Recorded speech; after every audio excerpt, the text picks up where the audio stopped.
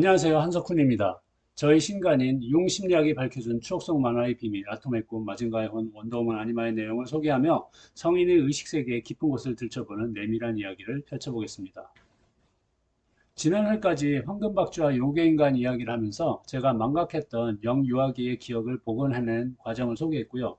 이번에는 바로 엇비슷한 시절인 70년대 초반쯤에 접했던 여러 TV 만화 영화들을 건드려 보면서 어린 시절의 추억에 얽힌 감정에 접근해 가겠습니다.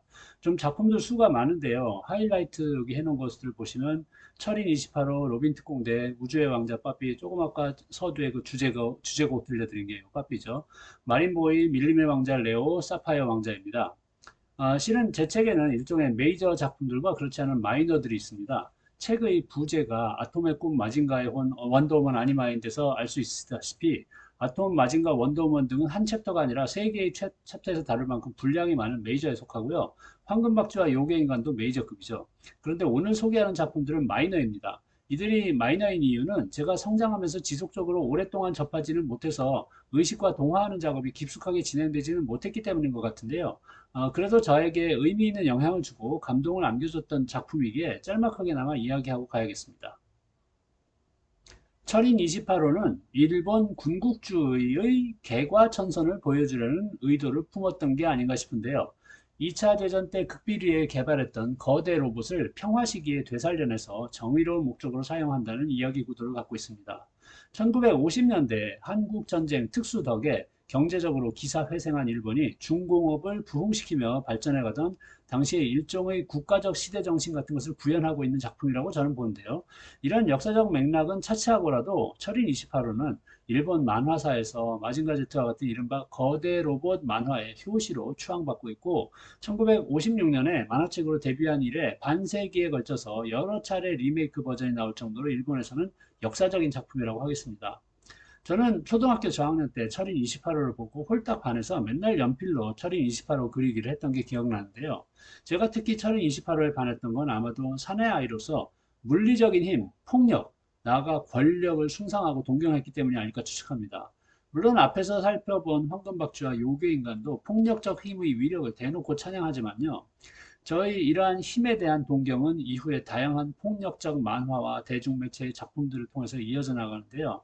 조금씩 나이를 먹어가며 내 안의 폭력성과 공격성에 대해 어떻게 느끼고 반응했는지 앞으로 여러 작품을 소개하면서 조금씩 더 심도 있게 이야기해 보겠습니다.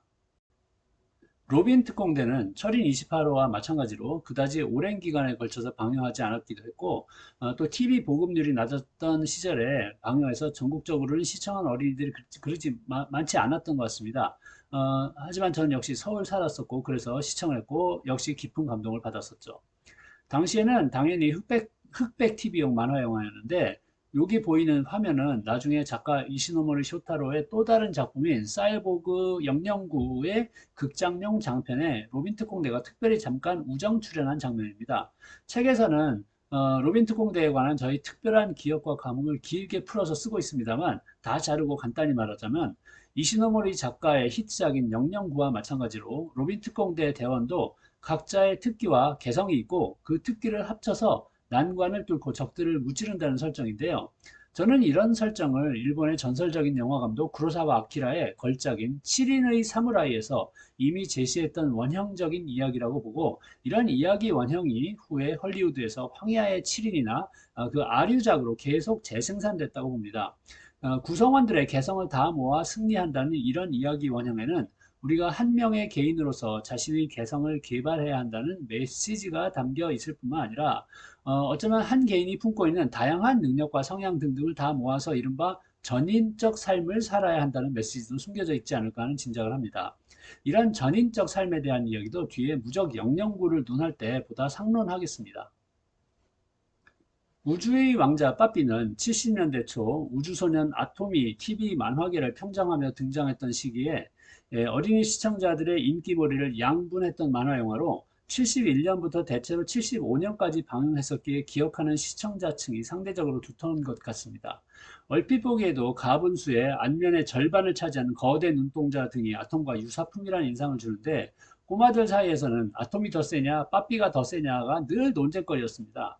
저도 물론 예, 열광해서 빠삐를 시청했습니다만 왠지 처음부터 아톰 쪽으로 훨씬 관심이 기울어져 있었고 훗날 장성에서 되돌아보니 아톰의 작품성이 빠삐와는 비교할 수 없을 정도로 깊고 풍부하다는 것을 확인하게 됐죠. 그래서 제 책에서는 아톰은 메이저인데 비해서 빠삐는 살짝 언급만 하고 넘어가는데요. 그럼에도 빠삐에 등장하는 우리 편 팀원인 요 저 왼쪽에 천하장사 전직 프로레슬러하고 인도에서 온 마술사 할아버지 등과 함께 펼치는 모험극은 언제나 흥미진진했죠. 마린보이는 바다의 왕자 마린보이로 시작하는 유명한 주제곡 덕분에 오랜 세월 어린이 시청자들의 기억에 남게 된 TV 만화 영화로 매우 과학적인 해양과학본부의 일원인 마린보이가 매우 신비로운 인어공주와 우정 또는 애정을 쌓아가는 신묘한 세계를 선보이면서 큰 인기를 끌었는데요. 전기 부메랑, 산소껌, 인간과 소통하는 돌고래 등이 기억에 남습니다. 초등 저학년 때였는데 학교의 같은 반의 한 녀석이 인어공주가 브라자를 차지 않고 있다는 폭로를 해서 충격받았던 기억도 납니다. 소년기의 성적 감수성의 성장에 관해서도 차차 훨씬 소상히 다루겠습니다. 밀림의 왕자 레오도 큰 인기를 끌었고 먼 훗날 디즈니가 라이언 킹이라는 대작으로 그 이야기 원형을 부활시켰죠. 이 이야기 원형이란 신화학에서 말하는 전형적인 영웅 신화의 구성 요소를 갖추고 있는데 그 핵심에는 아버지를 잃고 역경에 빠진 주인공이 자신의 한계를 극복하고 아버지를 뛰어넘는 영웅으로 거듭난다는 이야기 구조가 자리 잡고 있습니다. 저는 레오 소개글에서 존경하는 미국의 신화학자 조지프 캠벨의 말씀을 끄집어내면서 과연 평범하기 그지없는 나 같은 소시민의 내면에도 영웅적인 요소가 있을지 질문해 봅니다. 그리고 그 답은 제 책의 말미에서 끄집어냅니다. 사파이어 왕자는 서양의 중세를 배경으로 남장 여자인 사파이어 왕자의 모험을 그리고 있는데요. 여타 만화 작품들과는 달리 여성적인 이야기 소재도 많이 등장해서 남녀 시청자에게 공히 호응을 받은 만화 영화를 할 수 있습니다. 이야기의 주된 줄기는 천상의 실수로 남자의 마음을 품고 태어난 여자인 사파이어가 자신의 남성적 호전성 또는 검술 실력하고 여성적 섬세함을 결합해서 난세의 지도자로 성장해가는 과정을 그리는데 시대를 앞서가는 성 정체성 관련 담론이 담겨 있다고 생각합니다. 아동용 만화에도 이렇게 수준 높은 논제를 담은 작자는 바로 아톰의 창조자이자 일본에서 만화의 신으로 추앙받는 데스카 오사무로 방금 소개한 밀림의 왕자 레오도 그의 작품이죠. 존경하는 데스카 선생의 철학에 관해서는 바로 다음 회의 아톰 이야기에서 다양하게 짚어보겠습니다. 그러고 보니 오늘의 여러 마이너 작품 소개의 결론은 곧 다루게 될 아톰의 전초 작업처럼 돼버렸군요. 다음 회에서 아톰 이야기로 다시 만나겠습니다. 시청해 주셔서 고맙습니다.